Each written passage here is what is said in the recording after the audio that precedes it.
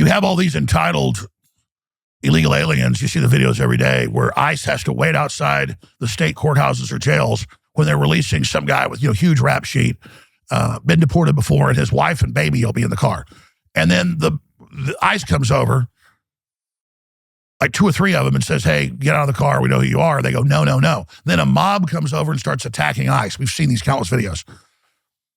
The underdog is ICE. They've got less than 10,000 agents with 20 plus million illegals just under Biden here. And to answer your question, the left is so entitled that these illegal aliens aren't illegal alien MS-13 people from El Salvador. No, they're Maryland, man. And so Trump has to address it and explain to people that these illegal aliens, the Islamicists, the left, the Black Lives Matter, the Trantifa, the tranny Antifa, they are all in one big coalition. They all communicate with their rhetoric and their attack plans, and they're all saying that as soon as they have the catalyzing event where a bunch of their people get massacred, it's in movies, it's in the Podesta plan. I've got countless videos. You see them all the time. We're out at the rally. They go, you just wait till Trump kills a bunch of us. And then once we have that pretext, even MSNBC said our constituents want blood. They want a triggering event. I mean, they're just like, once the triggering event comes, you're all dead. We're burning everything down and we're coming to your houses. And Antifa and these other groups have targeted lists that have come out of whose houses they're going to. Governors, talk show hosts, everybody. Tucker is on the list. I'm on the list. We've caught them outside my house, folks, okay? I'm just going to leave it at that. I haven't stayed at my house in months. It's gotten that bad. I mean, I stay there. You haven't stayed at your house? I don't stay at my house anymore. I stay there sometimes. My children don't. Because, I mean, they're there. It's targeted. And as soon as they kick this off, there are people that are first on the list that they're planning to come get. Because I'm not trying to, you know this, Tucker, you're smart. When they really launch this, it's not going to be them knocking your door down in D.C. It's going to be a group of meth heads rolling up with Molotov cocktails. And they've got these undercover videos in Austin and Portland and everywhere, hours of them, and it shows inside these warehouses where they give them drugs and money and food and the NGOs, and they're just all in there ramped up and ready with guns and weapons, and then just as soon as they give them the green light, they are going to just pile in their vans and come to kill. Well, think of Helter Skelter times 10,000. Think of the Manson family times 10,000. They've got Manson family groups in every major city and most small towns, literally, that would make the cast of Chainsaw Massacre look like choir boys ready to go. Right. Yeah, of course. I mean, these are the shock troops of whatever, the nihilists, the atheists, of course. That's always the way it works. I don't see that anything's been done about any of this.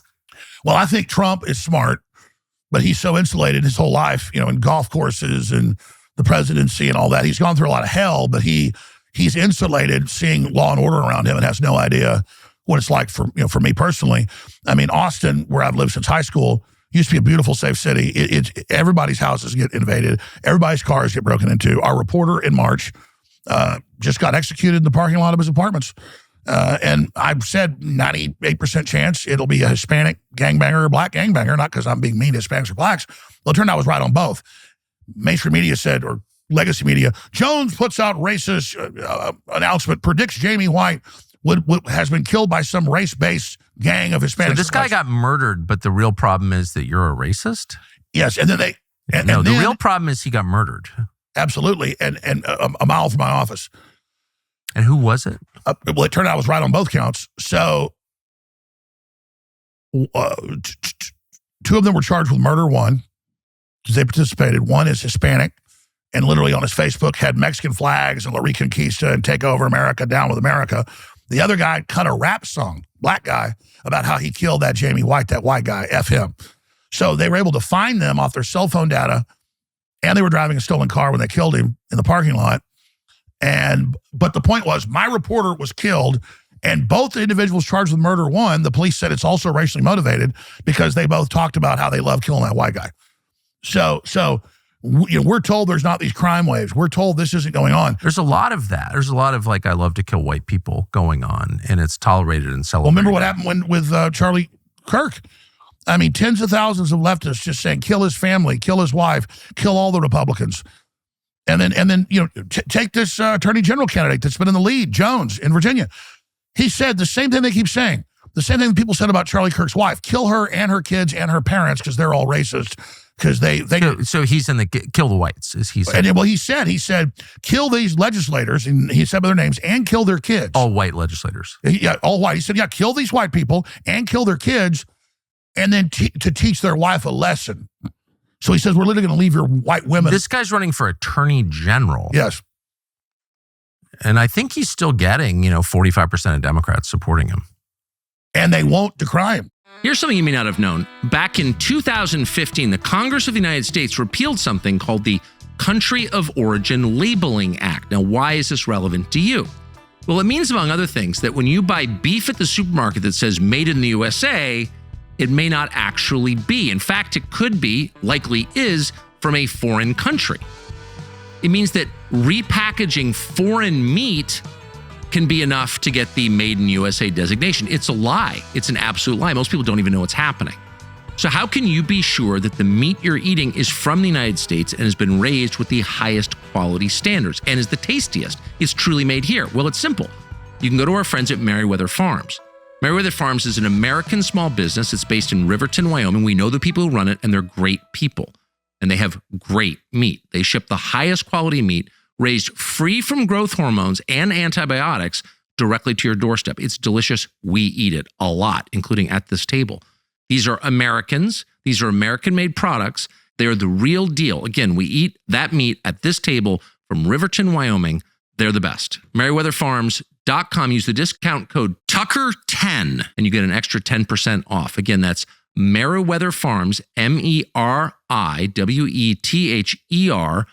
farms.com. It's worth it. Whites have had it bred out of us to not be tribal. We're like a dodo bird. True story dodo birds. They pull up at Galapagos Island. There's this giant bird twice the size of a turkey, huge amounts of meat on it, never had a natural predator. It just walks right up to sailors. They can just whack it on the head with an oar. And within a few years, there were no more dodo birds. Anybody's ever been around a sanctuary that has big fences around deer that have never been hunted, they just walk right up to you. Oh, yeah. It's the same thing. So that's how white Westerners are, is literally like deer being dumped out in northern Canada with wolf packs. Yeah. I'm white. I don't feel tribal really at all. I never have thought that way. I mean, in fact, I've sort of tried not to think that way because I think it's, I don't know, bad. It leads to division and war. But yeah, no, they're the only ones who are that way. Everyone else is totally tribal, openly tribal. They're encouraged to be tribal. Well, that's because in the West, the Renaissance, it was about Christianity and technical skills and what you brought to the table and a meritocracy. Yeah. And so Christians are like, hey, we can bring in other groups if it's a meritocracy, which you can do. Yeah. And Charlie Kirk, the fake quotes are, black women can't fly planes, they're dumb. Said nothing even close to that. No, he said, we don't have a big enough pool of black women trying to be pilots. If we had a big enough pool and enough training, they're great, but you can't lower standards. That's not black women are dumb and can't fly planes. But that's what they do is they misrepresent us, and then they create this existential envy, the globalist trillionaire class, so that while we're all fighting with each other, divide and conquer, they can rule over us. It's that simple. Their big fear is the classic American system of meritocracy. But if you get rid of the meritocracy and just say, we're going to put this guy in who's an illegal alien in, Iowa over a huge school district, and yeah, he doesn't even have a degree of any type. And then when he got busted with guns running from the police, the left came out and rioted and protested and said, we don't care if he doesn't have a degree. We don't care if he's a liar. We don't care if he's an illegal alien. We want an illegal alien with a criminal record who doesn't have a high school degree being our superintendent of schools, one of the biggest school districts in the country. I mean, they're at war with meritocracy. They're at war with, but there's not there's meritocracy in the NFL and the NBA and in golf, because in sports is the final frontier they want to get rid of, because people can see it's about the whole world really is a meritocracy. And so there are people of every color and group that can excel, but you've got to actually excel. You get rid of meritocracy, civilization collapses. The modern West has been about meritocracy. And that is the unifier. You can have anything you want. You can be anybody you want, but you've got to be able to execute and perform it. Once you get rid of that, then you just revert to tribalism. Absolutely. Then it's just, I'm promoting my cousin. Yes. Or let's have all my friends from, Delhi come here. And I've got a bigger gang than you, and so we're going to be in charge. And then the gangs squat in the ruins of the once great civilization, just like when the Visigoths and Ostrogoths sacked Rome in 410.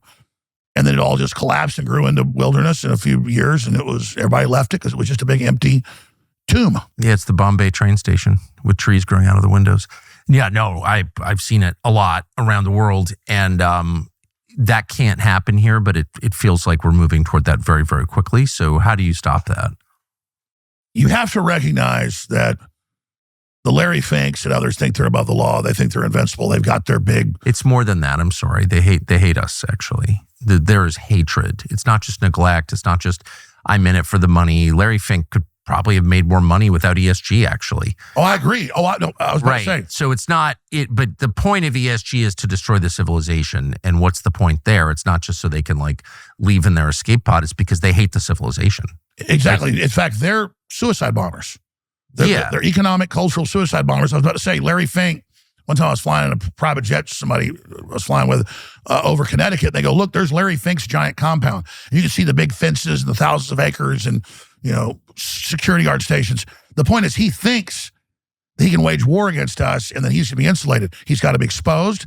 He's got to be spotlighted. Of course. And we've got to let him know that we're going to blame you. So you think you can replace Klaus Schwab because he's so unpopular? Well, you're going to be more unpopular than him. So I totally agree. We have to admit that they're waging war on us. And we have to mobilize. They're doing it for it's not just to make money. I mean, I think the Sacklers are smart. They probably could have made money doing a lot of things. But instead it was selling poison to Appalachia. And at some point you got to think, well, they knew that, of course. They knew what they were doing. And they had to have taken a certain joy in killing all those people. Thanks for watching our YouTube channel. We hope you'll subscribe to it. And by the way, you can hit the little bell on there and get notifications every time we produce a video. We hope you'll do that also.